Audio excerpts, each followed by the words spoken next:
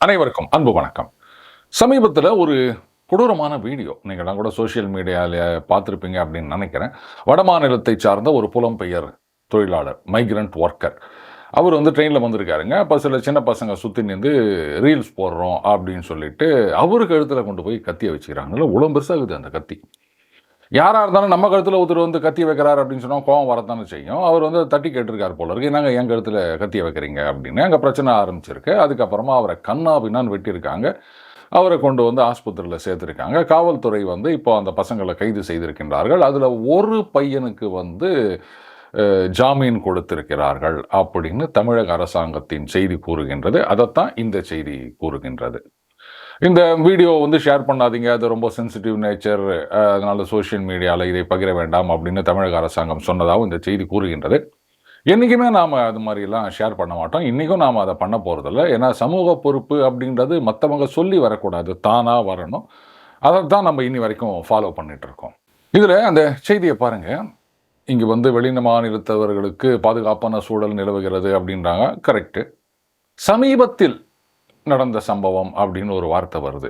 இங்கே இந்த மாதிரி எதுவுமே நடக்கவில்லை இதுக்கு முன்னாடி அப்படின்னா சமீபத்தின்ற வார்த்தை வந்திருக்கக்கூடாது.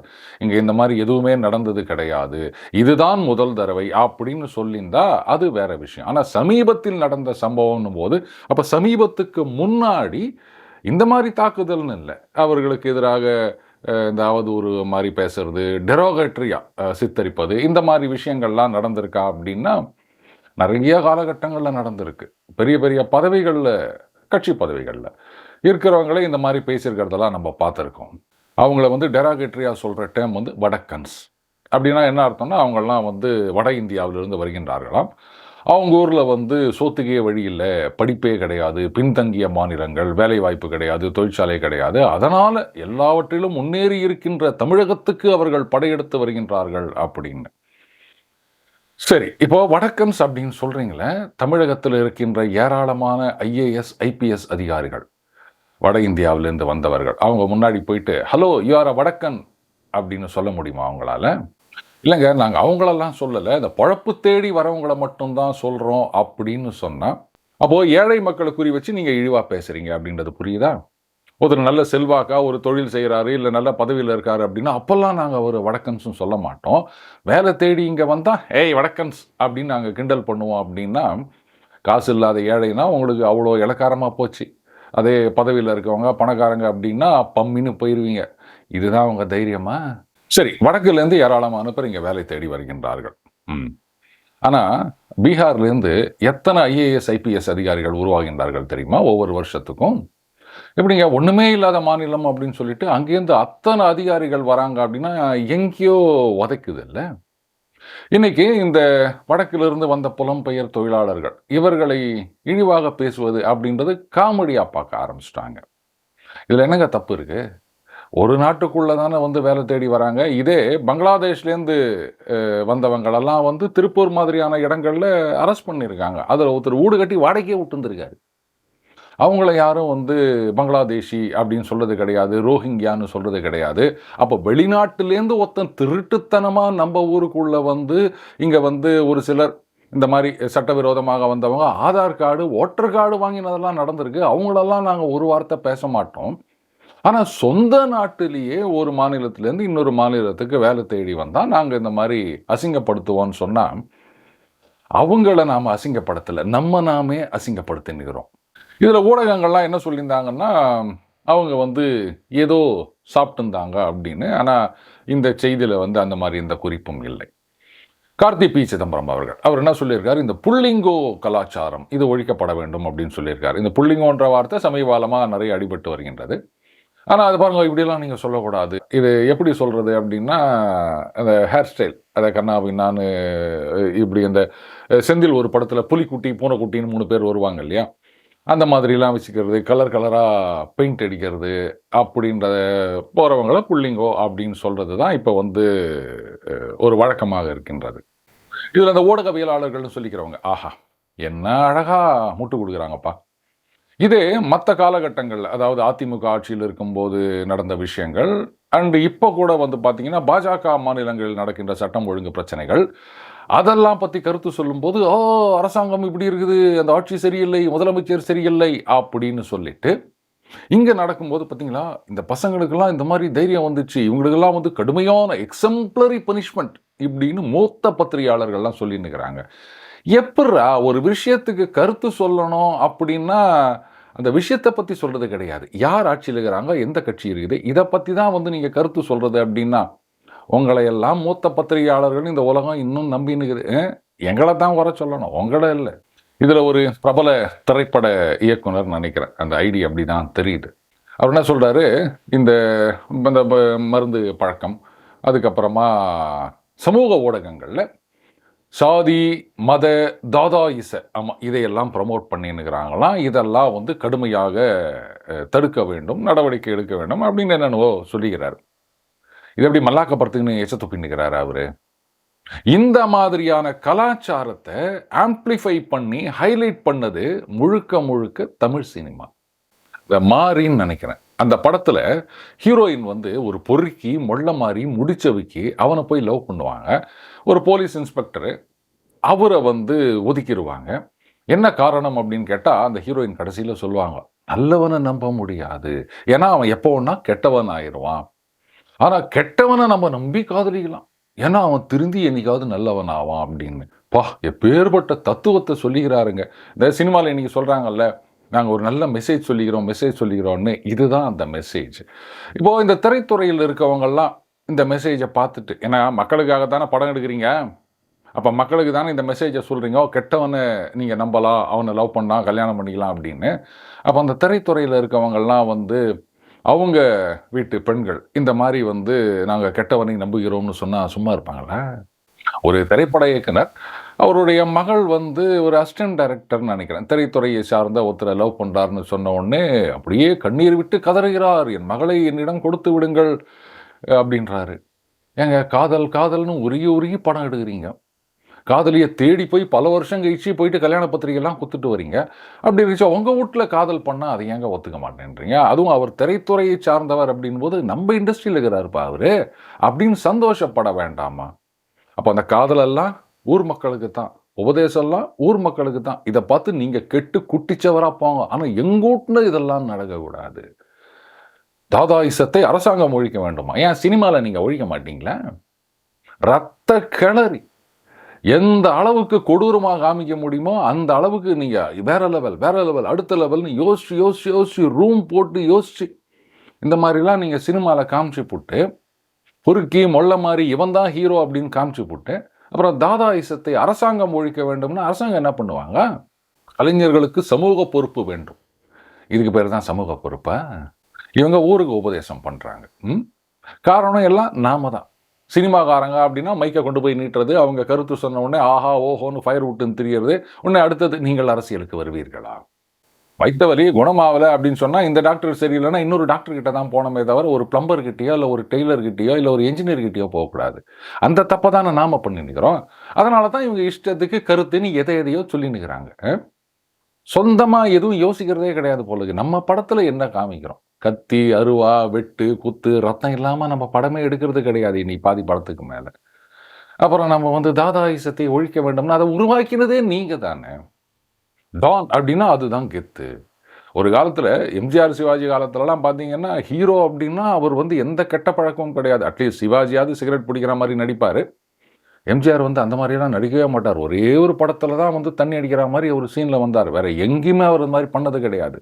ஏன்னா அவங்களுக்கே அது புரியுது, நம்ம பின்னாடி லட்சக்கணக்கான பேர் இருக்காங்க, அவங்களுக்கு நாம் தவறான வழிகாட்டக்கூடாது. நல்ல வழிகாட்டாட்டாலும் பரவாயில்ல, நல்லது செய்தல் ஆற்றீராயினும் அல்லது செய்தல் வருங்க. அந்த மாதிரி நல்லது செய்யாட்டா கூட பரவாயில்ல, நல்ல வழி காட்டாட்டா கூட பரவாயில்ல, கெட்ட வழியில் அவங்கள கொண்டு போய் விட்டுறாதீங்க அப்படின்னு அன்றைக்கி கருத்தாக இருந்தாங்க. ஆனால் இன்றைக்கி எடுத்த உடனே தாதா தாண்டா ஹீரோ அப்படின்னு நீங்கள் காமிச்சுவிட்டு இந்த மாதிரிலாம் பண்ணிட்டு இருந்தீங்கன்னா என்ன அர்த்தம்? இதில் ஒரு சில அறிவுஜீவிகள் இது பாருங்க, இது வந்து ட்ரெயினில் நடந்தது, இதுக்கு ரயில்வே ப்ரொடெக்ஷன் ஃபோர்ஸ் அப்படின்னு ஒரு அமைப்பு இருக்கின்றது, அவங்க தான் இதெல்லாம் பார்த்துக்கணும் அப்படின்னு. இதுக்கு தான் சொல்கிறது, அந்த படத்தில் என்ன சொல்லுவாங்க, படிடா பரமா அப்படின்வாங்களே, நான் அவங்கள சொல்லலை, நம்மளை சொல்கிறேன். இதெல்லாம் தெரிஞ்சு வச்சுருந்தா இந்த மாதிரி புளிகிட்டு திரியிறவங்களுக்கெல்லாம் நம்ம ஃபயர் விட்டு போக மாட்டோம். ஆர்பிஎஃப் அப்படின்றது ரயில்வே ப்ராப்பர்ட்டிக்காக உருவாக்கப்பட்ட ஒரு அமைப்பு. முதன்மையாக லா அண்ட் ஆர்டர் அப்படின்னு வந்தாச்சுன்னா அது வந்து ஸ்டேட் கவர்மெண்ட் தான் பொறுப்பு. ட்ரெயின் சென்ட்ரல் கவர்மெண்ட்டாக இருந்தாலும் லா அண்ட் ஆர்டருக்கு ஸ்டேட் கவர்மெண்ட். சார் அப்புறம் ஆர்பிஎஃப்னு என்னன்னு கேட்டிங்கன்னா, நீங்கள் பெரிய பெரிய ஸ்டேஷன்லாம் பார்த்தீங்கன்னா ஆர்பிஎஃப் ஸ்டேஷன் ஒன்று இருக்கும், ஜிஆர்பி ஸ்டேஷன் ஒன்று இருக்கும். அதுக்கு பேர் கவர்மெண்ட் ரயில்வே போலீஸ் அப்படின்னு. அது வந்து அந்தந்த மாநில காவல்துறை அவங்க தான் அதில் இருப்பாங்க. அவங்களுடைய 50% சேலரி பேர்டன் நினைக்கிறேன். அது வந்து மத்திய அரசாங்கம் கொடுக்கும், 50% வந்து ஸ்டேட் கவர்மெண்ட் கொடுக்கும். ஒரு வண்டியில் நீங்கள் போயிட்டுருக்கீங்க, அப்போ வந்து உங்கள் நகை திருடு போய் விடுகின்றது அப்படின்னா, இப்போ வந்து அறிவுஜீவி சொன்ன மாதிரி ஆர்பிஎஃப் ஸ்டேஷனில் போய் கம்ப்ளைண்ட் கொடுங்க, நீங்கள் ஜிஆர்பிக்கு போங்க அப்படின்வாங்க. இவ்வளோ ஏங்க, ஒரு சில வருடங்களுக்கு முன்னாடி நாகர்கோவில் திருப்பதி மும்பை எக்ஸ்பிரஸ் திருநெல்வேலி வரும்போது அங்கே ஒரு கொலை நடக்கின்றது. ஒரு இளைஞர் வந்து கொலை செய்யப்பட்டு அந்த வண்டியில் அப்படியே ரத்த வெள்ளமாக இருக்குது. இவர் சொன்ன லாஜிக் படி பார்த்தா ஆர்பிஎஃப் தானே அதை இன்வெஸ்டிகேட் பண்ணியிருக்கணும், ஸ்டேட் போலீஸ் தானே பண்ணாங்க. அதுலேயும் எத்தனை இன்வெஸ்டிகேட்டிங் ஆஃபீஸரை மாற்றுறாங்க. கடைசியாக வந்தவர் இந்த விஷயத்துக்கு சாட்சியாக வந்தவர்கள். அவங்க வீட்டில் பொண்ணுக்கு கல்யாணம் வச்சுக்கிறாங்க, அதுக்கு முன்னாடி திருப்பதி போயிட்டு வரலாம் அப்படின்னு போகிறாங்க. சாட்சியாக வந்தவங்கள குற்றவாளின்னு சொல்லி அந்த பெண்ணுக்கு நடக்க வேண்டிய திருமணமே பிரச்சனையாக போய் அதில் அந்த பொண்ணோட அண்ணன் நினைக்கிறேன் அவருக்கு வந்து லண்டனில் வேலை கிடச்சிருந்தது. இந்த விஷயத்தில் வந்து அவருடைய வேலையும் இல்லாமல் போய்விட்டது. அதுக்கப்புறம் லோயர் கோர்ட்டில் வாஸ் அக்விட்டட் அப்படின்னும் போது ஹைகோர்ட்டுக்கு போகிறாரு. இல்லை இது சிபிஐ விசாரணை வேண்டும், இதில் உண்மையான குற்றவாளிகள் யாருன்னு கண்டுபிடிக்கப்பட வேண்டும், எங்களுக்கு இவ்வளோ இதுவாயிடுச்சு, அதனால் நஷ்ட ஈடு வேண்டும் அப்படின்னு கேட்டு ஹைகோர்ட்டில் ஜட்ஜ்மெண்ட் கொடுக்குறாங்க. இந்த மாதிரி ஒரு குற்றம் சாட்டப்பட்ட நபர் அக்விட்டட் ஆனாலும் ஆஹா நம்ம தப்பிச்சிட்டோம் அப்படின்னு போகாமல் உண்மையான குற்றவாளிகளை கண்டுபிடிக்க வேண்டும் அப்படின்னு சிபிஐ விசாரணை கேட்டு வருதுன்றது இதுதான் நான் முதல்ல பார்க்கறதுன்னு சொல்லியிருந்தார். அவங்களுக்கு நஷ்ட ஈடும் அவர் வந்து கிராண்ட் பண்ணியிருந்தார். ஆனால் அதுக்கப்புறம் மாநில அரசாங்கத்தில் அப்பீல் போயிட்டு அதை ஸ்டே கொடுத்துட்டாங்க. அதுக்கப்புறம் அந்த கேஸ் என்ன ஆச்சுன்னு நமக்கு தெரியல. இப்போ ஆர்பிஎஃப் எங்கே போச்சு? எதையாவது ஒன்று அடிச்சு விட வேண்டியது, எதுவாக இருந்தாலும் பழியை வந்து ஒன்று அந்த பக்கம் மேலே இல்லை இந்த பக்கம் கீழே. இது பாருங்க, அவங்க வந்து இளஞ்சிறார்கள், அவங்க அந்த மாதிரி பண்ணதுக்கு அரசாங்கம் எப்படி பொறுப்பேற்றுக்க முடியும்? கரெக்டு, சென்சிட்டிவ் நேச்சர், இந்த மாதிரி வீடியோவை சுத்த விடக்கூடாது, கரெக்டு. ஆனால் இதெல்லாம் பாஜக ஆளும் மாநிலங்களில் நடந்திருந்தா இந்த அறிவுரெல்லாம் அவங்க மண்டையில் ஏறாது போல இருக்கு. இந்த மாநிலத்தில் நடந்தால் மட்டும் நாங்கள் முட்டு கொடுத்துக்கினே இருப்போம் அப்படின்னு. இதை பார்க்குற ஜனங்க யோசிக்க மாட்டாங்களா? எவ்வளோ கொடூரமாக ஒரு விஷயம் நடந்திருக்கின்றது. இன்றைக்கி வட மாநிலத்திலேருந்து எல்லாம் இங்கே வேலை தேடி வராங்க, அவங்க ஊரில் வந்து வேலை கிடையாது, சோத்துக்கு வழி கிடையாது அப்படின்னு சொல்கிறீங்க. ஃபார் ஆர்குமெண்ட் சேக் அதை நான் ஏற்றுக்கிறேன்னு கூட வச்சுப்போம். அப்போது இங்கே தமிழ்நாட்டில் இருக்க இளைஞர்கள் எல்லாருமே வந்து யாருக்குமே வேலையில்லா திண்டாட்டமே கிடையாதுங்க, எல்லாரும் வேலையில் இருக்காங்க அப்படின்னு சொல்ல முடியுமா? இல்லை எல்லாருமே இன்ஜினியர் ஆகிட்டாங்க, என்ஜினியர்களே இன்றைக்கி வேலை இல்லாமல் இருக்காங்க, 10,000 ரூபா சம்பளத்துக்கு எங்கேயாவது வேலை கிடைக்குமான்னு பார்த்துட்டு இருக்காங்க. அதுதான் இன்றைய நிலைமை. அப்போ இங்கேயும் வேலை இல்லாத இளைஞர்கள் இருக்காங்க அப்படின்னும் போது, அண்டு பட்டதாரிகள் இல்லாத இளைஞர்களும் இங்கே லட்சக்கணக்கில் இருக்காங்க அப்படின்னும் போது, ஏன் இந்த வேலைகளுக்கெல்லாம் நம்ம வெளிமாநிலத்திலேருந்து ஆளை இம்போர்ட் பண்ணுறோம் தான் நான் சொல்லுவேன். ஏன்னா கொரோனா காலகட்டத்தில் அவங்கவுங்க சொந்த ஊருக்கு போனாங்க, இங்கே தொழிலெல்லாம் வந்து நிறுத்தி வைக்கப்பட்டது. அஃப்கோர்ஸ் லாக்டவுன் வேறு நிறைய நாள் இருந்தது. அதுக்கப்புறம் அவங்கள ஃப்ளைட் சார்ஜ் கூட்டு வரோம், நீங்கள் திரும்பி வாங்க அப்படின்னு இங்கே இருந்த தொழிலதிபர்கள்லாம் ஏற்பாடு பண்ணாங்க. ஞாபகம் இருக்குல்ல? கவர்மெண்ட் சர்வெண்ட்டு ஒரு கிளாஸ் 3 அவங்களுக்கே வந்து ஃப்ளைட்டில் போகிறதுக்கு பர்மிஷன் கிடையாது. ஆனால் வடக்கன்ஸ் கூலி தொழிலாளிகள் இன்னைக்கு இருக்கும் வேலை, நாளைக்கு வந்து போன்னு சொன்னால் போயிடுவாங்க. அந்த மாதிரியான நிலைமையில் இருக்கவங்க ஃப்ளைட்டில் கூப்பிட்டு வரோன்னு சொல்கிறாங்க அப்படின்னு சொன்னால், அப்போ எங்கேயோ ஒரு டிஸ்கனெக்ட் இருக்குது அப்படின்னு நமக்கு புரியுதா?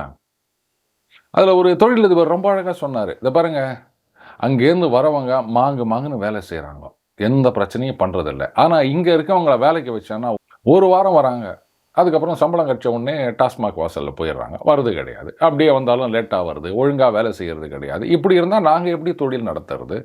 அதனால தான் வெளி மாநிலத்திலேருந்து வரவங்களுக்கு நாங்கள் வேலை கொடுக்குறோம் அப்படின்னு பகிரங்கமாக ஒரு பேட்டியில் சொன்னார். அப்போ எல்லாத்துக்கும் அடிப்படைன்றது இந்த போதை. இவங்கெல்லாம் படம் எடுப்பாங்க, படம் முழுக்க வந்து என்னென்ன விதமான மருந்தெல்லாம் உபயோகப்படுத்துறது அப்படின்றத விலா வரியாக காமிச்சிட்டு வெளியில் வந்து இது பாருங்கள், போதையில்லா தமிழகத்தை நாம் உருவாக்க வேண்டும், அதற்கு போராட வேண்டும் அப்படின்னு நமக்கெல்லாம் அறிவுரை சொல்லிட்டு போவாங்க.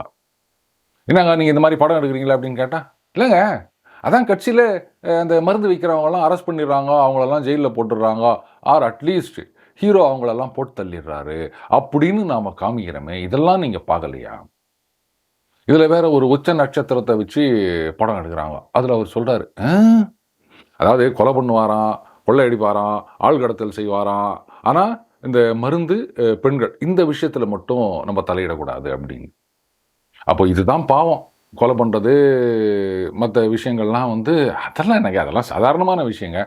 இப்படின்னு பெரிய பெரிய சூப்பர் ஸ்டார்களே நடிச்சாங்கன்னா அப்புறம் என்னங்க பண்ணுறது? இதுக்கு பேர் தாதா இசம் இல்லாமல் வேற என்ன இசம்? இந்த மாதிரியெல்லாம் நம்ம படத்தில் நடிக்கிறோமே, கேரக்டர் இருக்குது. இதெல்லாம் சொசைட்டியில் என்ன மாதிரியான ஒரு இம்பேக்டை கிரியேட் பண்ணும்?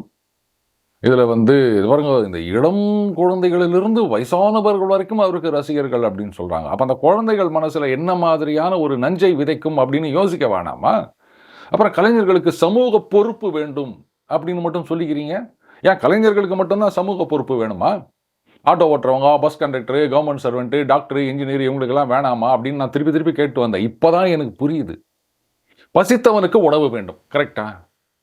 நல்ல தின்னுபுட்டு ஏப்பம் விடுறவனுக்கு எதுக்கு உணவு? அப்போ யாருக்கு எது இல்லையோ அத குடுக்கணும். கலைஞர்களுக்கு சமூக பொறுப்பு இல்லை. அதனால தான் திருப்பி திருப்பி சொல்லின்னு இருக்கிறாங்க போது, கலைஞர்களுக்கு சமூக பொறுப்பு வேண்டும் அப்படின்னு. இப்ப புரியுதுங்களா? ரொம்ப நாள் கழிச்சு எனக்கு இப்ப தான் புரிஞ்சுது. கரெக்ட். கொஞ்சம் கூட இவங்களுக்கு அது இல்லாததுனால தான் இவங்க சொல்லிக்கினே இருக்கிறாங்க. ஆனா எத்தனை நாள் ஆனாலும் அவங்களுக்கு அது வரப்போறதில்ல அப்படின்னு. முதல்ல அந்த படத்த ஒழுங்கா எடுங்க. தாதாக்கள, மொள்ள மாரி முடிச்சவிக்கிகள ஹீரோக்களா காமிக்கிறத நிறுத்துங்க. அதுக்கப்புறமா நீங்க எங்களுக்கு வந்து அறிவுரை சொல்லலாம். அரசாங்கத்துக்கு வந்து நீங்க வழிகாட்டலாம். நீங்க முதல்ல ஒழுங்கா நடக்கிறீங்களா அப்படின்னு பார்த்துக்கங்க. இவங்களுக்கு என்ன வந்தது? இந்த மாரி படத்த எடுத்துப்புட்டு கோடி கோடியா சம்பாதிச்சு, அதில எவ்வளவு கருப்போ, எவ்வளவு வெளுப்போ யாருக்கும் தெரியாது. அவங்க குழந்தை, குட்டி, குடும்பத்தோட நல்ல வசதியா செட்டில் ஆயிற போறாங்க. இந்த புள்ளிங்கோ, புள்ளிங்கோ அப்படின்னு கார்த்தி பி. சிதம்பரம் அவர்கள் சொல்லியிருக்காருல்ல, இவங்கெல்லாம் யாரு? ஏழை, எளிய, விளிம்பு நிலை மக்கள். இன்னைக்கு வந்து இந்த மருந்து நடமாட்டம் ஏராளமாக இருக்கின்றது. அத வந்து கடுமையான நடவடிக்கை மூலம் நிறுத்த வேண்டும் அப்படின்லாம் சொல்லின்னுக்கிறாங்க. இதெல்லாம் சொன்னா அது பாருங்க, அந்த மாநிலத்தில அப்படி இல்லையா, இந்த மாநிலத்தில இப்படி இல்லையா, அங்கேருந்து தான் வருது, இங்கேருந்து தான் வருது. இப்படி உடனே முட்டு குடுக்க வந்துருவாங்க. எங்கேருந்து ஒண்ணா வரட்டங்க, அத பத்தி கவல இல்ல. இங்க வரக்கூடாது. அதுதானே முக்கியம். சரி விடுங்க. இந்த என்னது? விஷ மது அது கூட சொல்லக்கூடாதா? ஏதோ ஒரு பாய்சனஸ் லிக்விட் அத குடிச்சு செத்தது அப்படின்றத வந்து நம்ம இங்க பார்த்துருக்கோம். மரக்காணத்தில, கள்ளக்குறிச்சியில அப்படின்னு. இதையெல்லாம் சரி, இது வந்து வேற மாநிலத்திலேருந்து வருது கிடையாதுல்ல. கேட்டா சொல்லுவாங்க, அந்த கெமிக்கல் வந்து வேற எங்கேயாவது வருதுன்னு முட்டு குடுத்தாலும் குடுப்பாங்க. தயாரிக்கிறது அங்க தானே இருக்குது. லோக்கல் அது தெரியாம நடக்குமா? தமிழகத்தில அதிமுக, திமுக இந்த 2 கட்சிகளுக்கும் வந்து மூல முடுக்கலான நிர்வாகிகள் இருக்கின்றார்கள். அவங்களே போதுமே சோர்ஸு. இவ்வளோ ஏற்பாடுகள் இருந்தும் இந்த மாரியெல்லாம் நம்ம பார்த்துருக்கோம் அப்படின்னா, அதுக்கு என்ன காரணம்? இரும்பு கரம். இதையே தான் சொல்லின்னு இருக்கிறோம். இந்த சமூக பொறுப்பு மாரி அப்படின்னு நினைக்கிறேன் அதுவுமே. இரும்பு கரம் இனிமே எங்கேயாவது கிடைக்குதான்னு தான் தேடணும் போல இருக்குது. டெண்டர் விடலாமா? வேணாம். அதுக்கப்புறம் அந்த டெண்டர்ல ஊழல் அப்படின்னு யாராவது ஏதாவது ஆர்டிஐல இன்ஃபர்மேஷன் போட்டு வந்து நிப்பாங்க. எதுக்கு வம்பு? ஃபர்ஸ்ட் கம் ஃபர்ஸ்ட் சர்வ்டு பேசிஸ்ன்னு குடுத்துடலாமா? வேணாம். அதுக்கும் மறுபடியும் யாராவது ஏதாவது சொல்லுவாங்க. விடுங்க. அதுவா வந்தா வரட்டும். இல்லன்னா எவ்வளவோ பார்த்துட்டோம். இன்னும் அப்படியே பார்த்துக்கினே இருப்போம். வேற என்ன பண்ண போறோம்? இந்த எருமாட்டு முதுகுல மழை பெஞ்சா மாரி அப்படின்னு சொல்லுவாங்க. நாம அப்படி தானே இருக்கோம். அதே மாரி தான் அந்த டெலிவரி பார்ட்னர், இல்ல மத்த எந்த விஷயங்களாகட்டும். கடுமையா உழைக்கிறாங்க. உழைக்கிறவங்களுக்கு மதிப்பு கொடுங்க. உழவுக்கும் தொழிலுக்கும் வந்தனை செய்வோம்னு டிபியில் வச்சா மட்டும் போதாது. கஷ்டப்பட்டு உழைக்கிறவனை பார்த்து உங்களால் எதுவும் செய்ய முடியாட்டாலும் அசிங்கப்படுத்தாமல் இருங்க. சமீபத்தில் ஒரு கேட்டட் கம்யூனிட்டி அங்கே வந்து டெலிவரி கொடுக்க வந்திருந்தார் ஒரு டெலிவரி பார்ட்னர். அங்கே அந்த விசிட்டர்ஸ் பார்க்கிங்னு இருக்கும் இல்லையா, இல்லை அந்த டெலிவரி பார்ட்னர் இவங்கெல்லாம் வந்து ஒரு இடத்துல வண்டியை நிறுத்தணும். அந்த இடத்துல வண்டியை நிறுத்திட்டு மேலே டெலிவரி பண்ணிட்டு வராரு. டைமை பார்க்குறாரு. நான் சொல்கிறது நைட்டு 9:30 மணிக்கு. சாப்பிடல போல இருக்கு அது வரைக்கும். பைய தொறந்து ஒரு டப்பா எப்போ பேக் பண்ணதோ தெரியல அந்த சாப்பாடு. ஒரு ஸ்பூனை வச்சு அப்படியே அள்ளி வாயில போட்டுனுக்கிறாரு. நான் போகிறேன், கொஞ்சம் அப்படி பரபரப்பா, நிதானமா சாப்பிடு தம்பி. வயித்துக்கு சோறு துண்டுறதுக்காக தானே நம்ம உழைக்கிறோம். ஏன் பயப்படுற? என்ன இப்போ இங்கே நீ சாப்பிட்றதுனால என்ன ஆகிட போகுது? நீ சாப்பிடு, நான் இங்கே இருக்கேன் அப்படின்னு. அதுக்கப்புறம் அவர் சாப்பிட்டு முடிக்கிற வரைக்கும். ஏன்னா உடனே அவனாவது வருவான், உன்னை வீடியோ எடுத்து போடுவான். பார்த்தீங்களா இந்த மாதிரி இவங்கெல்லாம் வந்து இங்கே வந்து சாப்பிட்றாங்க அப்படின்னு. ஏன்னா ரோட்ல இருந்தால் மண்ணு தூசி உழ போகுதுன்றதுக்காக இங்கே இருந்து தின்னுட்டு போகிறான். இன்னும் ஒரு 5 நிமிஷம் ஆகுமா நம்ம தொண்டு டப்பாவில் சாப்பிட்றதுக்கு? இது உனக்கு பொறுக்கலையா? சில இடங்கள்லாம் பார்த்தீங்கன்னா அப்பார்ட்மெண்ட்ஸில் வந்து அந்த லிஃப்ட்டில் எழுதி போட்டிருப்பாங்க, இந்த மாதிரி டெலிவரி பார்ட்னர் அவங்கெல்லாம் இதில் ஏறக்கூடாது. அதுக்கப்புறம் அந்த சர்வன்ட் மெய்ட் அவங்கெல்லாம் லிஃப்ட்டில் ஏறக்கூடாது அப்படின்னு. என்னடா வீடு வாங்கி சொந்தமாக வாங்கி வந்துட்டீங்கன்னா, இல்லை வாடகை வந்துட்டீங்கன்னா அந்த அப்பார்ட்மெண்ட்டில் உங்களுக்குலாம் கொம்பு முளைச்சிக்குதா? அவங்களும் மனுஷங்க தானே, நீங்களும் மனுஷன் தானே. நான் அவங்கெல்லாம் ஏறக்கூடாதுன்றீங்க. அப்போ 14 மாடி, 20 மாடி, 30 மாடின்னு கட்டி வச்சுக்கிறீங்க. எப்படி 30 மாடி ஏறி வருவானா ஒருத்தன்? அறிவானா கொஞ்சமாவது? இதே ஒரு போஸ்ட்மேன் உங்கள் வீட்டுக்கு ஒரு லெட்டர் டெலிவரி கொடுக்குற வராரு, அவரும் டெலிவரி தானே கொடுக்க வராரு. அவரை வராதீங்கன்னு சொல்கிறதுக்கு தைரியம் இருக்குது அவங்களுக்கு? அவர் சொல்லுவார், ரைட்டு, நான் அப்படியே கீழே பாக்ஸ் வைங்க போட்டு போயிடுறேன், இஷ்டம் இருந்தால் வந்து எடுத்துக்கோ, இல்லாட்டா போ. ரெஜிஸ்டர் போஸ்ட்டாக நான் கீழே இருக்கேன், நீ இறங்கி வா, 5 நிமிஷம் தான் வெயிட் பண்ணுவேன், வரலன்னா நான் பாட்டுக்கு போயின்னே இருப்பேன்னா என்ன பண்ணுவேன்? போஸ்ட் ஆஃபீஸ்க்கு வந்து வாங்கிப்போ அப்படின்னா என்ன பண்ணுவேன் நீ? ஒரு காவல் அலுவலர் வரார், இன்வெஸ்டிகேட் பண்ணோம், இது ஒன்லி ஃபார் ரெசிடென்ட்ஸ், நான் ரெசிடென்ட்ஸ்க்கு பர்மிஷன் இல்லை சொல்ல முடியுமா? ஏன் வந்து இந்த உழைக்கிறவங்கள பார்த்தா இவ்வளோ கேவலமாக இருக்குது இந்த சமுதாயத்துக்கு? முதல்ல அது மாறணுங்க. அதுக்கப்புறமா தான் வடக்கன்ஸு, தெற்கன்ஸு, கிழக்கன்ஸு, மேற்கன்ஸு அப்படின்றதெல்லாம். எங்கேருந்து வந்தாலும் அடிப்படையில் நாமெல்லாம் மனுஷங்க. இன்னும் சொல்லப்போனால் பெருசாக பார்த்தோம் அப்படின்னா நாமளும் வந்து ஒரு விதமான விலங்கு. Man is a social animal. அதுங்க 4 காலில் நடக்குது, நம்ம 2 காலில் நடக்கிறோம், அவ்வளோதான் வித்தியாசம், வேற ஒன்றும் கிடையாது. அட்லீஸ்ட் அதுங்களுக்காவது ஒரு சட்டத்திட்டம் அப்படின்னு இயற்கை வகுத்த நீதியை ஃபாலோ பண்ணினுக்குது. நமக்கு தான் எதுவுமே கிடையாது. அதனால் அந்த விலங்குகளுக்கெல்லாம் கீழே அந்த இடத்துல தான் நாம் இருக்கோம். அதை புரிஞ்சுக்கினா போதும். அதெல்லாம் 5 அறிவு படித்த, 4 அறிவு படித்த விலங்குகள், அக்ரிணை அப்படின்னு நம்ம சொல்லி நிற்கிறோம். அதுங்க கிட்ட போய் சொன்னால் தெரியும், ஐயையோ இந்த மனுஷப்பை தான் உலகத்திலேயே சல்லிப்பை, அவனோட சகவாசமே வச்சுக்காத அப்படின்னு அதுங்கெல்லாம் பேசினுக்கிறதா எனக்கு ஒரு வாட்ஸ்அப் குரூப்பில் ஒரு விலங்கு அமைச்சிருந்ததுங்க. ஒரு விஷயம் மட்டும் நல்லா புரியுது. இந்த மாதிரி வந்து இந்த ஏழை எளிய தொழிலாளர்கள் வேலை தேடி வராங்க அப்படின்னா அவங்கள கிண்டல் பண்ணுறது, கேலி பண்ணுறது, இழிவுபடுத்துவது, அசிங்கமாக பேசுவது அப்படின்றது பல மட்டங்களிலும் நடக்கின்றது. சோஷியல் மீடியாவில் மட்டும் அல்ல, கட்சிகளில் பதவியில் இருக்கவங்களே பல காலகட்டங்களில் இந்த மாதிரிலாம் பேசியிருக்காங்க டெராகேட்டரியா. முதல்ல அதெல்லாம் நிறுத்துங்க. வடக்கன்ஸ் அப்படின்னு நீங்கள் கிண்டல் பண்ணுறீங்க அப்படின்னா இங்கே தமிழகத்திலிருந்து பிரதம மந்திரி வேட்பாளராக முன்மொழியப்பட்ட ராகுல் காந்தி அவர்கள், அண்ணன் அரசியல் ஞானி ராகுல் அவர்கள், அவர் எங்கேருந்து வந்தார்? வடக்கு தானே. அப்போ அவர் என்ன சொல்லுவீங்க?